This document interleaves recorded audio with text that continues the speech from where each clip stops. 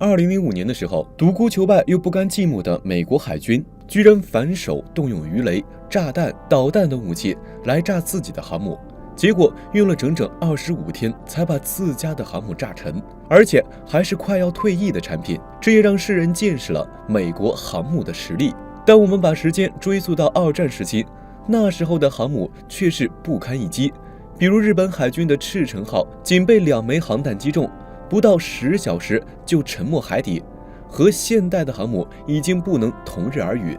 那么为什么二战时候的航母这么不抗揍呢？其实二战时期的航母不抗揍，主要原因是吨位限制。按照美国人说法，在1939年到1945年的二战时期是航母技术发展的第一阶段，英国、美国、日本这3个航母强国在当时重点发展中小型航母，总排水量在3万多上下。日本的加贺、赤城、苍龙、飞龙号，还有美国的埃塞克斯级都是这个水平，不能再大了。因为当时船体工艺用到的材料强度不够，上面提到的这些航母大多是用了 HTS 结构钢。所谓的 HTS 就是碳含量低、合金比较少的钢材。HTS 钢有个优点是便于焊接，如果航母被打中了，损管部门可以迅速将其修复，可缺点很致命。HTS 强度很低，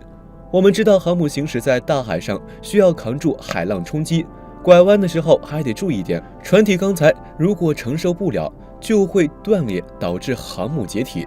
船越大，对钢材的要求越高，所以美日为了造出更大的航母，都动用了很厚的 HTS 钢材，以提高强度，同时也消耗了航母很多内部空间和载重能力。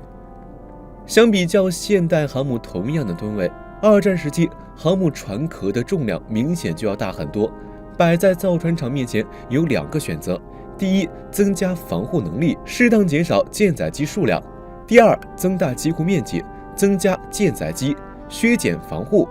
日本想的是我需要进攻，进攻才是最好的防守；美国想的是我损管厉害，不需要太强防护；英国想的是德国日军的潜艇太猖狂了，我们需要更多的飞机去护航反潜，我也要进攻。所以迫于吨位限制，各国选择削弱航母的防御力，这就造成了一系列小原因。下面结合具体例子来讲。1939年，英国勇敢号航母日常保护商船在大西洋上巡航，突然被德军一艘 U-29 潜艇盯上，德军没有犹豫，便朝着英国航母发射了3枚鱼雷，其中还有1枚打偏了。15分钟后，航母就沉入了海底。其实鱼雷一直就是水面舰艇的最强宿敌，比导弹还要管用得多。在第2次世界大战当中，航母和护航航母的总沉没数量中，有 48% 都是被鱼雷击沉的。被航弹、舰炮击中可能修一下，灭下火还能救得回来，但被鱼雷击中基本上就不存在回天的可能了。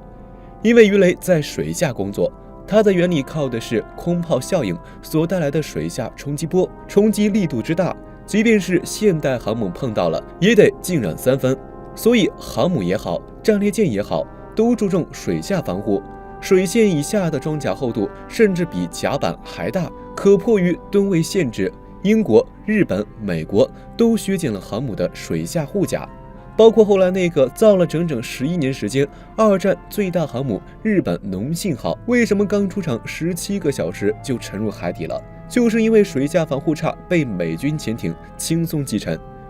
据统计，第2次世界大战中被击沉的航母有 55% 是由于水下防护差，归纳一下就是吨位限制了水下防护。另外，在中途岛之战，日本被击沉的4艘航母又是一个例子。当时美国30架 SBD 力俯冲轰炸机击中加贺号，机库燃起大火，大火引发弹药锅爆炸。苍龙号被3枚航弹分别击中机库、蒸汽管道，升降机也引发了大火。同样，飞龙、赤城号也是被大火烧沉的。究其原因，就是日本为了让航母尽可能的满载舰载机，减少了区域消防和防火舱壁。防火舱壁可以阻断火势蔓延，有许多列钢板排列焊接而成的结构件，所占空间大。日军认为这太浪费空间了，仅装了很少的防火舱壁。为什么美国的航母烧着烧着火停了，日本的却烧着烧着航母沉了？原因就出于此处。东魏限制了消防系统，日军只想着侵略他国。因此，对于航母，他们只注重进攻性，但是防护措施做得很不到位。因此，航母一受到攻击，日军就束手无措了，只能眼睁睁地看着航母下沉。接着是北大西洋海战中，英国光荣号航母经过长时间的巡逻作战，在返航补给的路上，舰长下令降低航速，停止飞机起降，因为当时航母也不是核动力，船体靠的是煤油、重油燃烧提供动力，这些能源很占空间。舰载机体需要航空燃油，也占很大的空间，不像现在的美国航母绕地球几圈都没问题。放到二战时期，航母总不能牺牲机库面积，全装上燃油坝。碰巧这时候德军主力舰队跟英国光荣号撞脸了。德舰一看大英帝国的航母落单了，旁边就2艘护卫舰，这岂能不给大英帝国面子？于是猛然把航速提升到30节追赶过去。光荣号拔腿就跑，可海上开船跟地上开车不一样啊，想提速哪有那么快？很快就被德舰追上了。前前后后，德国海军刷了400发283毫米的武器，最终把光荣号送入海底。后来有几艘护航航母在海上输油时被潜艇击沉，甚至有的在靠岸补给时被击沉，都是因为续航时间太短，对应的补给周期缩短，补给时长增大，被击沉的风险随之加大。归纳一下，还是吨位限制航母续航。最后是太平洋战争后期，日本从德国奔驰公司拿来了 DB600G 型的发动机，组装开发了最新款的彗星式轰炸机。这种飞机作为舰载轰炸机，动力却异常强劲，是个不折不扣的2战版航母宿敌。可它有个毛病，降落时新手飞行员不好操控，特别容易误撞。根据训练记录，彗星轰炸机平均比美国战斗机给日本航母带来的伤害更大。日本老牌飞行员快打没了，新手开着它又不能降落，日军一动歪脑筋，那就让它飞出去，以后别再回来。于是就彗星轰炸机组建了一支让美军闻风丧胆的神风敢死队。在莱特湾大海战中，一架彗星号轰炸机从5000米高空对着普林斯顿号航母快速俯冲，直接击穿甲板，深入航母腹部，将普林斯顿号航母瘫痪在海面上。这架飞机就才装了250公斤的航空穿甲弹，为什么能一举干掉一艘航母？因为这枚穿甲弹击中了弹药库。类似的情况太普遍了，将中途到日本的那几艘航母，无不例外都是击中甲板，附带击中弹药库、油库等等。现在航母考虑到这个连坐问题，都会把弹药库、机库、油库等分开放置，中间设立很多无足轻重的过渡舱。所谓鸡蛋不能放在一个篮子里嘛，可二战的时候没这条件，为了腾出更多的空间，就把各个重要的舱室集中在一起，航母接近满载状态。归根结底是吨位限制增大沉船风险。综合上述多个小的原因，二战航母易燃易爆，就是因为皮薄馅大。而经过几十年的改造，现代航母经历军事技术、冶金技术迭代发展，它运用到高屈服、负强度的钢材，比如 HY 系列、HSLA 系列钢材，能在同样的厚度甚至更小的厚度达到一样的防护效果。自然内部空间更大，大多都是重量达到了几万吨。并且甲板的面积非常大，能搭载数十辆舰载机，一艘航母能运输几千名士兵以及数百架战斗机。这个标准得让现在很多国家都望而却步。美国的一艘航母 CV66， 它为美国征战了40余年，受创也比较严重，因此美国在2005年对其进行了轰炸。但是美国整整轰炸了25天，这艘航母也没有沉没。最终美国迫于无奈，点燃了航母内部的武器。这艘航母终于沉没了。那为何现代的航母如此坚固，怎么炸都炸不沉呢？以美国的核动力航母尼米兹级的甲板来说，它的甲板是50毫米的钢板和复合装甲材料组成，而机库的甲板厚度也达到了38毫米，侧外板厚度为24毫米左右。后续建的一些部队有些64毫米左右厚的凯夫拉板，因此该航母的防御力非常强大。对于这种拥有强大防御力的航母，想要一次性将其损毁，基本上是不可能的。所以现在的航母更像是海上堡垒般的存在，面对敌人的攻击，航母还可以进行反击，而且航母所配备的武器威力也非常强大，而这也是航母的存在让很多国家都非常觊觎的原因。基洛夫空艇是红色警戒系列游戏中最具标志性的封面兵种。它装备着非常厚重的装甲，以及携带的硕大无比的航空炸弹，具有超高的血量和伤害，是可以决定战局的超级武器。一旦它飞到敌军基地上空后，他们的末日就会降临了。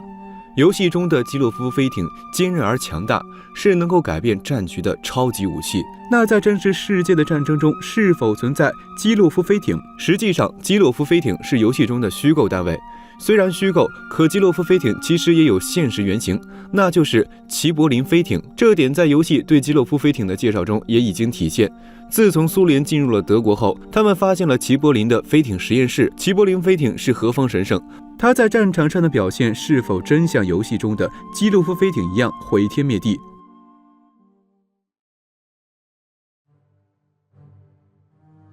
早在18世纪，欧洲就掀起了研制浮力载人飞行器的热潮。法国造纸商孟格菲兄弟受碎纸屑在火炉中不断升起的启发，发明了热气球。可这种传统型的飞行器操纵困难且不具备动力，缺陷相当明显。即便在罗伯特兄弟给气球安上了船桨后，仍无法克服缺陷。于是人们逐渐对热气球进行改造，发明出具有推进能力的飞艇。这是一种轻于空气的航空器，一般由流线型舰体、吊舱、具有控制作用的尾面及发动装置组成。由于必须使用不透气编织物气囊，依靠内部气囊压力维持飞艇形状，这种飞艇被称为软式飞艇。气囊结构虽然能保持飞行器能顺利起飞，但也存在刚度太差的问题，这导致软式飞艇的续航时间和运载能力难有大的提升。直至19世纪末，这种局面才发生了改观。一位德国人掀起了飞艇史上的技术革命，他就是著名的齐柏林伯爵。凭着对飞艇技术的情有独钟，自1887年起，齐柏林伯爵就计划建造一艘不同以往的能够完成长途运输和空中作战任务的大型飞艇。他以大卫·舒瓦兹所设计的飞艇为蓝本，进一步发展并创造了新型飞艇结构——硬式飞艇。这种飞艇的气囊框架完全由金属制成，在气囊框架内放置多个小氢气气囊。1892年末，犹太商人大卫·舒瓦兹与德国企业家卡尔·贝尔格合作，尝试用当时的新兴金属铝来制造飞艇，并获得成功。世界进入硬式飞艇时代。此后，齐柏林开拓了硬式飞艇在商业和军事领域应用的广阔前景。1891年，齐柏林在结束了他的政治生涯，并开始筹备建造硬式飞艇。7年之后，他建立了飞艇飞行推进协会，并筹集到了第一笔资金。到1900年就试飞了第一款硬式飞艇 LZ1 号。由于初期建造技术不纯熟，前2个型号的飞艇 LZ1、LZ2 号在技术不过关，至1906年 LZ3 号飞艇达到了技术预期，在艇首和艇尾各安装了一个驾驶舵，两面安装了2扇翼状平面后，得以顺利试飞。获得巨大成功的齐柏林飞艇得到了社会的广泛认可，尤其是德国政府的青睐。在 LZ3 号进行的多次飞行表演中，有德国政要在内的多方人士进行了参观。德国政府对这种速率可靠、飞行时间长、载重量大的新式飞艇产生了极大兴趣，并给予了全方位的资助。此后，齐柏林飞艇进入快速发展期。1908年，齐柏林基金会、齐柏林飞艇公司相继创建。1909年，齐柏林创办了世界上第一家民用航空公司——德意志飞艇运输公司，完成了飞艇从发明阶段到实用阶段的过渡。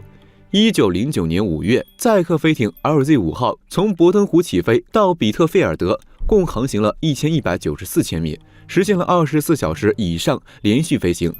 1910年6月，开通了第一条定向商用航线来进行载客运输。LZ7 号飞艇可承载20位乘客，往返于法兰克福、杜塞尔多夫等地。截至一战爆发，齐柏林飞艇公司共生产了 LZ5 号到 LZ25 号共计21艘飞艇。德意志飞艇运输公司安全运载273600公里，35万位乘客，世界航空由此开启飞艇时代。不过，相比于商用发展，飞艇在军事上的应用更胜一筹。事实上，在第一次世界大战爆发前，德国军方就看到齐柏林飞艇在军事上的巨大潜力。齐柏林飞艇究竟是如何运用战争的呢？取得过哪些战果？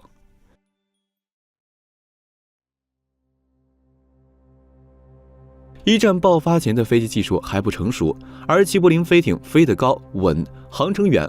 还可以携带重磅炸弹，风头无两。1913年起，国防部将飞艇编入陆海军，并每年资助齐柏林飞艇公司制造飞艇。据统计，在第一次世界大战中，各国共建造了几百艘飞艇，其中硬式飞艇88艘，均为德国生产的齐柏林号系列。一战爆发后，这些齐柏林飞艇承担起了侦察与轰炸任务。在西部战线中，1914年8月5日夜，齐柏林飞艇 RZ6 号成功轰炸比利时烈日要塞，并在之后的安特卫普的围城战中对城区进行了为期1周的轰炸，战略价值显著。在1914年8月至10月的东部战线上，飞艇被派去对华沙要塞以及城市的交通区域进行空袭轰炸。飞艇也长期参加波兰周围的战斗，并承担着齐柏林飞艇对白俄罗斯和立陶宛附近海域的侦察任务，探测敌军海军动向，勘测水雷区，并配合扫雷艇清除水雷。1915年初，齐柏林飞艇第一次对英国投下炸弹。此后，德国组织了规模庞大的硬式飞艇部队，对英国总共进行了51次夜间空袭，累计投弹近6000枚，炸死炸伤近2000人。当时负责防御的英国空军对此头痛不已，因为飞艇的飞行高度和速度达到了当时螺旋桨战斗机的极限，一旦投下负重，高速脱离，英方几乎便是束手无策。为此，每当巨大的飞艇在夜空中出现，如入无人之境地投下一枚枚重磅炸弹的场景，几乎是每个英国人的梦魇。最著名的事件就是1915年5月31日 ，RZ38 号飞艇空袭伦敦，炸死7人，炸伤31人，引发伦敦的齐柏林大恐慌。造成恐慌的原因，除了英国防空力量薄弱之外，也与德国的飞艇在空袭伦敦时实施无差别轰炸有关。一战前期，伦敦是德军的禁区，德皇禁止在战争中破坏历史建筑，也禁止将国王和王室列为轰炸目标。所以，当1915年3月，德皇松口允许轰炸伦敦后，实际上打破了伦敦民众长久以来对战争不主动攻击平民的认知。齐柏林飞艇轰炸伦敦的事件，迫使英国加强防空力量。伦敦防空指挥部曾在伦敦东部以及泰晤士河南北两岸设立了10多气球屏障。由于气球、铁索和铁丝网组成空中屏障，让齐柏林飞艇不敢贸然闯入。1916年夏，英国军方又研制了一种名为白金汉的子弹，这种子弹被挖空并填入磷，射中飞艇可以导致其燃烧，引发其飞艇内部的氢气爆炸。1916年9月，英国陆军一名中尉使用白金汉燃烧弹头和爆炸性弹头混合，击中并烧毁了一架齐柏林飞艇。面对日益强大的防空力量，齐柏林飞艇也在战争的压力下不断改进，无论是数量，无论是飞行速度、高度，还是飞艇载弹量等技术指标，都有很大的提升。自1915年1月19日至1918年8月5日，德国共出动飞艇208艘次，对英国实施空袭，投弹约300吨，造成约1300人死亡，3000人负伤。一战结束后，德国作为战败国被禁止生产军用飞艇。由于出色的运载能力，齐柏林所代表的硬式飞艇逐步成为民用商业飞艇的主流。这一时期，英法美等国纷纷利用战争中缴获的齐柏林飞艇发展自己的民用飞艇，但德国的优势仍然突出。自硬式飞艇发明者齐柏林伯爵在1917年逝世后，齐柏林飞艇公司继任者雨果·埃克纳曾在20年代末成功复兴了齐柏林飞艇，使飞艇进入全盛时代。1928年9月，历史上赫赫有名的 LZ-127 齐柏林伯爵号飞艇成功升空。1929年8月8日，这艘长达237米的庞然大物，搭载着16名乘客，从美国新泽西出发，沿北纬60度跨越大西洋，到达腓特烈港补充燃料后，又经西伯利亚、鄂霍次克海在东京降落，之后直跨太平洋到达洛杉矶，再经芝加哥上空返回。至29日时，完成了49618公里的环球航线，创造了世界航空史中的飞艇纪元。随后，德国到巴西和北美的定期国际航线得以开通，这艘大型客运飞艇建立起大西洋两岸的空中运客走廊。即使处在1929年到1933年的经济危机时代，这两条航线仍然生意兴隆。1931年，齐柏林伯爵号飞艇成功进行了北极科学考察，之后多次往返北极。1933年的芝加哥世博会特别邀请齐柏林伯爵号进行访问，美国还为此发行了纪念邮票。自1928年到退役的1937年，齐柏林伯爵号飞艇先后做过650次飞行，载客18000人无事故。而与此同时的是，飞艇在其他国家的衰落。上世纪20、30年代，包括法国底斯米特号飞艇、英国2101号硬式飞艇和美国飞艇出现空难，而相继取消了对飞艇研制的投入。此时只剩下德国人还在坚持自己的发明，继续制造载客飞艇。1933年，希特勒政权的宣传部长葛培尔十分重视对飞艇的宣传和支持。1936年，依靠政府财政上的巨额拨款，德国生产了有史以来世界上最大的飞艇。LZ-129兴登堡号。1936年8月1日，柏林奥运会开幕式上，兴登堡号曾在柏林体育馆上空盘旋，出尽风头。然而谁也不知道，就在1年之后，被寄予厚望的兴登堡号会成为齐柏林飞艇在空中最后的悲歌。从那之后，硬式飞艇的发展戛然而止了。到底发生了什么事件，使齐柏林飞艇的命运急转直下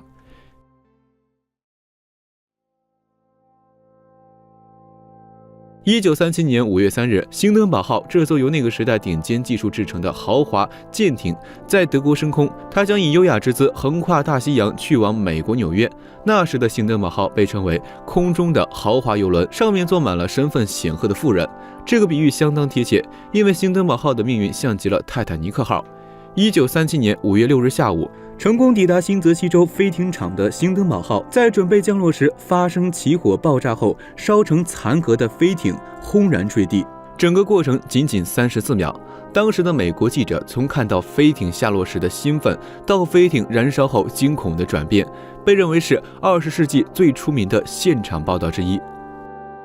二战期间，日本海军耗资上千亿日元，打造了一艘世界最大航母信浓号。这艘被誉为日本海军骄傲的航母，排水量是普通航母的2倍，堪称海上巨无霸。然而，就在第一次下水后仅17个小时，就被美军的武器击沉，创造了世界最短命航母纪录，沦为世人的笑料。那么，日本为什么要建造信浓号？为何耗资上千亿却不堪一击？接下来，阿乔就为大家讲述史上最短命航母——日本信浓号。1942年，日军在中途岛海战中大败，损失惨重，引以为豪的4艘重型主力航母全军覆没，从此日本海军一蹶不振。此后的时间里，随着日本联合舰队在太平洋战场节节败退，日军主力航母及其重型舰船几乎损失殆尽。考虑到海上作战必须拥有强大的海上移动作战平台，日本海军决定加紧建造新的航空母舰，信浓号就是在这种背景下诞生的。然而，信浓号一开始并不是以全世界最大的航母为目标建造的。当时的日本经过多年的战争，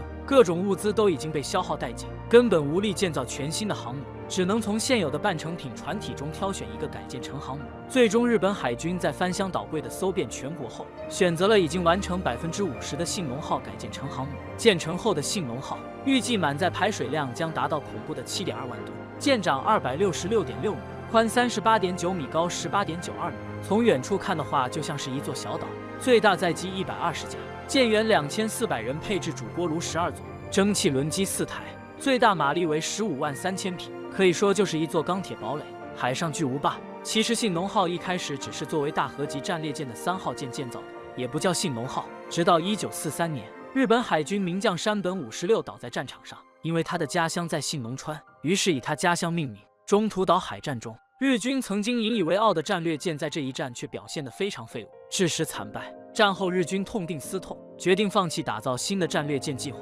集中资源建造航母。于是信浓号被选中于1942年9月重新动工，目标是改造为世界上最大的航母——信浓号航空母舰。作为二战时期日本乃至全世界最大的航母，其改造过程可谓是曲折坎坷。在日本海军经历所罗门海等一系列海战后，日军损失惨重，所有舰船破破烂烂，原本用来建造信浓号的各种资源都被拿去维修那些受损舰队，于是信浓号的改造因此被迫停止，完工时间也变得遥遥无期。然而到了1944年6月底时，日本海军却突然下令，要求信浓号必须在半年内完工，因为日本此时在经过马里亚纳海战后，已经连一艘主力航母都没有了，就算是赶鸭子上架，也要把信浓号造出来。为此，日本军部还对负责信浓号建造的横须贺造船厂的高层下达了死亡通牒，说如果信浓不能在年底前完工，就将他们以叛国罪论处。于是，本来预计还要1年半的时间才能完成的工作，现在却必须在5个月内完工。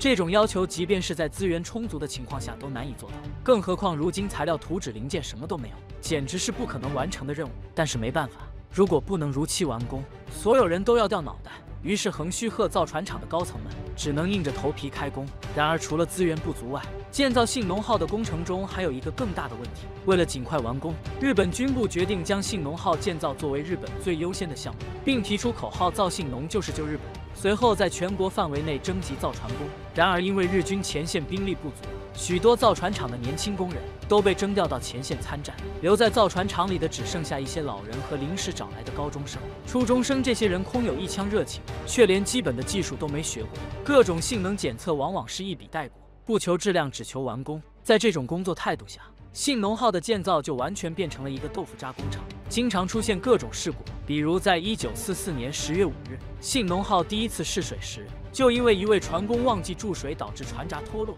信浓号因此大量进水，船体在剧烈摆动下撞击物壁，船首与船体的龙骨随之断裂，造成多人落水。然而即便有如此多的隐患，日军也没有打算放缓信浓号的建造速度，因为此时以美国为首的盟军部队已经控制了太平洋战场的主动权，日军的联合舰队已经到了山穷水尽的地步，急需新的航母投入战场，以改变战场的劣势局面。在这种情况下，日本军部再次下令加快信浓号的建造，并且指示造船厂放弃无意义的舰船装饰建造，而是追求高速度。在只要速度不要质量的标准下，1944年10月8日，信浓号竟然真的提前建造完成了。不过各种内部设施就能省则省，防毒气隔间被取消了，最关键的水密舱也是形同虚设，密闭性不合格不说，甚至很多连舱门都没有，排水系统也是不存在的。不仅气动水泵一个都没有，就连手动水泵也没有，排水管也是东拼西凑。真要是信浓号在战斗中受损进水，那船上的全体日军就只能边舀水边跟着船沉下去。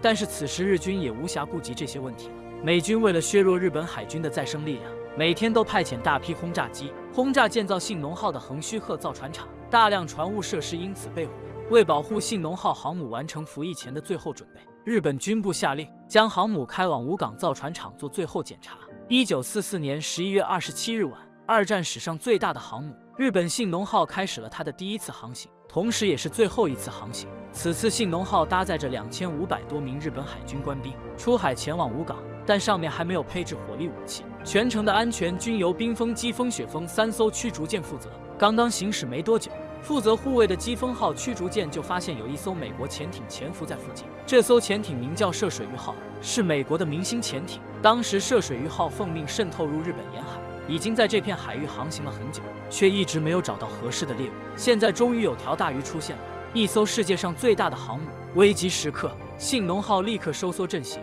放弃原有的 Z 字形行进路线，转而开始直线航行，试图以高速优势摆脱美军潜艇的追击。当时涉水鱼号潜艇的最大航速只有18节，而信浓号的航速却高达25节以上。眼看信浓号跑得越来越远，涉水鱼号都开始打算放弃的时候，意外发生了。全速航行几个小时之后，信浓号已经不堪重负，一根主轴突然发生了故障，导致航速迅速降低到15节。发现信浓号减速之后，涉鱼号全速航行，终于在1944年11月28日凌晨再次追上信浓号。正当美军在考虑如何击沉这个巨无霸时，信浓号却突然莫名其妙地转向自投罗网，进入到涉水鱼号攻击范围内。原来涉水鱼号的雷达被日军侦测到了，日军以为自己中了美军潜艇群的埋伏，于是决定转向。巧合的是，信浓号转的这个方向正好将自己送到了涉水鱼号的射程下。虽然想不明白日军在搞什么名堂，但机不可失，涉水鱼号立即发射鱼雷，而且还一口气发射了6枚鱼雷。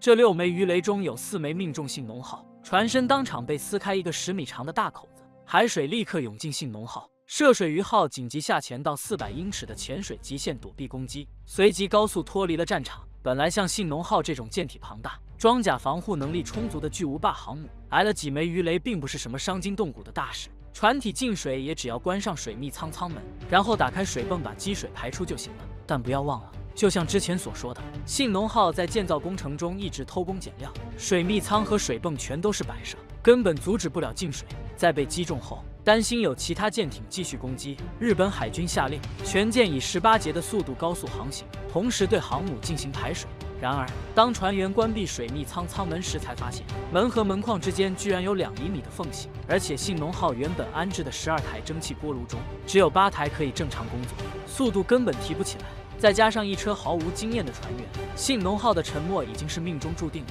海水一直在信浓号舱室间蔓延，但信浓号舰长置之不理，继续航行。5时船体倾斜，8时动力舱瘫痪，9时航母失去所有动力。10点18分，舰长下令弃舰。30分钟后，信浓号沉入海底，船上的2500名左右的官兵与工作人员，仅有1100名左右被救起，其他人员全部丧生。这艘当时世界上最大的航母仅仅进行了17个小时，便被一艘潜艇喜剧性的击沉，而涉水鱼号也只知道自己击沉了一艘航母。美国总部也半信半疑，他们不相信一艘潜艇能够击沉有3艘驱逐舰护航的航母，直到战后才被证实。日本从此诞生了一个世界纪录，建造了2战最大又最短命的航母。作为当时世界上最大的航母，信浓号建造周期超过了1600天，造费高达2800亿日元，却在出港后仅17个小时就被鱼雷击沉，日本成了全世界的笑话。其实，即便日军真的建成了信浓号，也是于事无补。在当时全世界反法西斯斗争节节胜利的背景下，